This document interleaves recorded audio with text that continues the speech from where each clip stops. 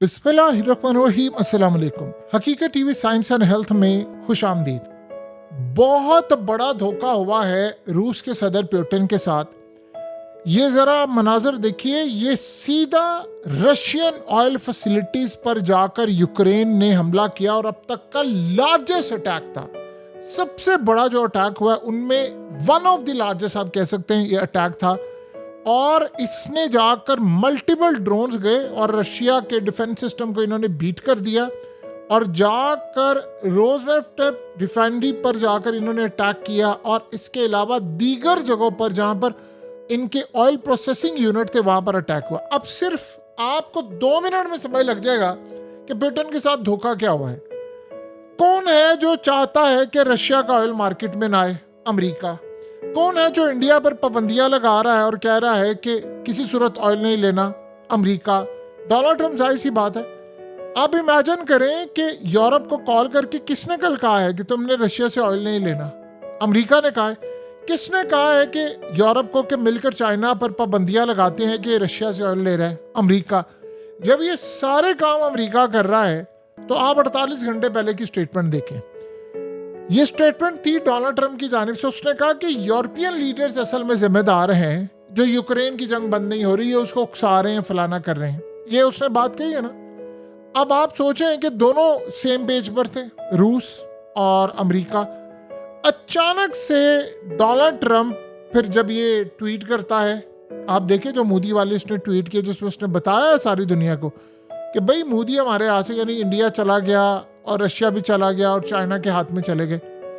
तो उसी दौरान और उससे पहले और बाद में ये अटैक्स हो रहे हैं और ये अटैक इतने खतरनाक हुए हैं कि एक तरफ पुतिन के साथ बातचीत और दूसरी तरफ ये अटैक। मसला ये नहीं है कि अटैक तो रूस भी कर रहा है, लेकिन इनके जो अटैक हो रहे हैं वो सीधा सिर्फ ऑयल रिफाइनरीज पर हो रहे हैं उनका ऑयल रुकवाने के लिए। और अमेरिका की इंटेलिजेंस के बगैर, रूस ने आपको पता ऑलरेडी कहा था कि अमेरिका के इंटेलिजेंस के बगैर यूक्रेन एक अटैक नहीं कर सकता।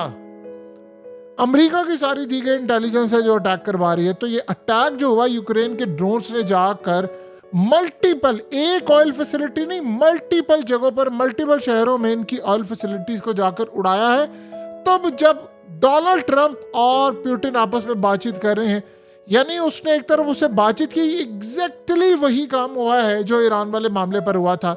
2 घंटे पहले डोनाल्ड ट्रम्प का बयान आया था कि इस्राइल अटैक नहीं करेगा, मैं उसको अटैक करता हुआ अभी नहीं देख रहा हूँ, बड़ी देर बाद करेगा, 2 दिन के बाद अटैक करना। अब ये हो सकता था कि अमेरिका की मदद के बगैर अटैक ना होता, अमेरिका ने तो सारा काम करवाया था।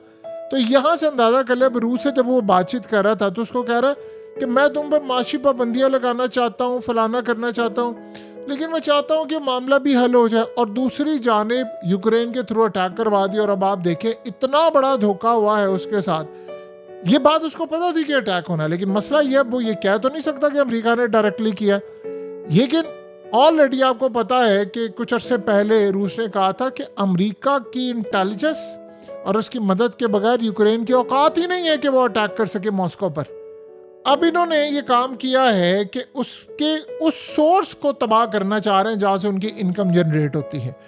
ये असल में हाथ धोकर उनकी गैस और उनके ऑयल के पीछे पड़े हुए, पागल हो चुके हैं ये लोग। इन्होंने इंडिया से जंग मोल ले ली है, ये चाइना से जंग करने के लिए जा रहे हैं, ये पूरी दुनिया को तबाह कर देंगे सिर्फ इस चक्कर में कि रशिया का ऑयल ना कोई ले, उसकी कोई गैस ना ले।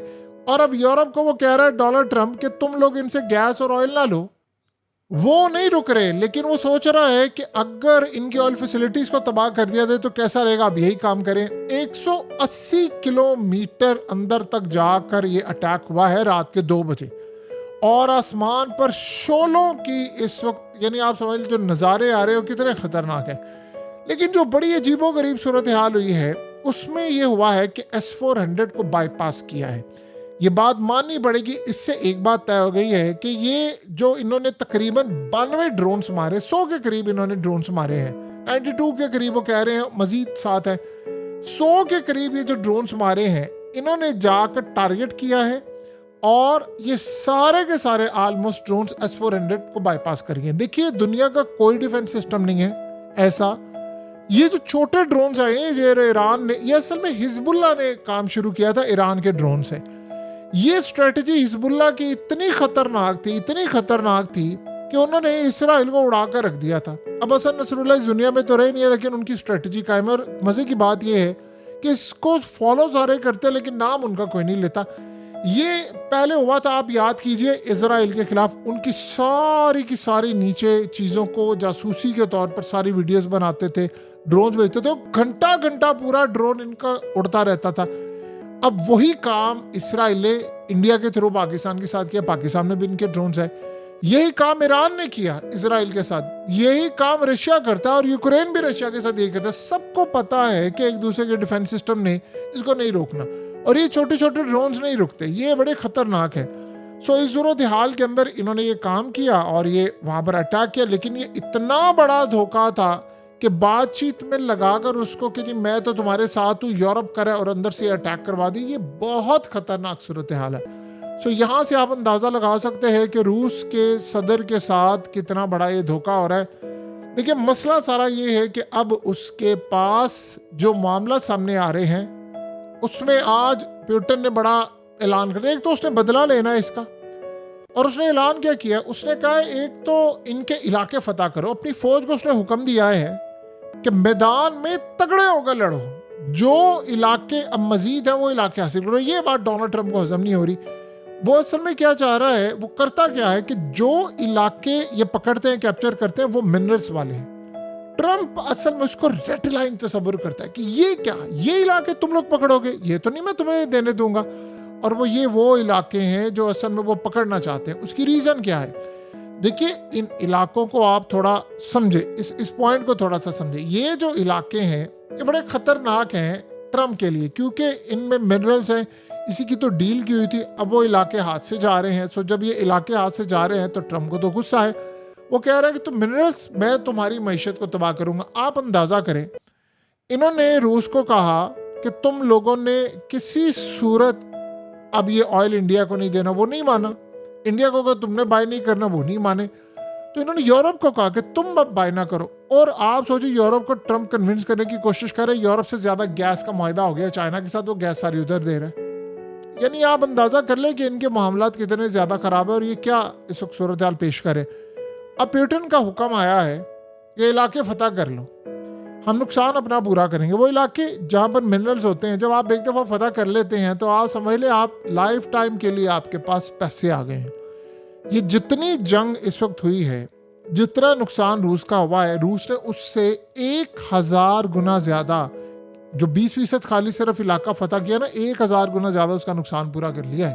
यानी जो इन्होंने इस वक्त कैप्चर कर लिए इलाके, उनमें मिनरल्स इतने ज़्यादा हैं, इतने ज्यादा मिनरल्स हैं कि सारी जिंदगी रूस सिर्फ इन 20 से बैठकर अकेला खा सकता है। इतने मिनरल्स हैं। ये जंग में जितना नुकसान हुआ है ये तो कुछ भी नहीं है।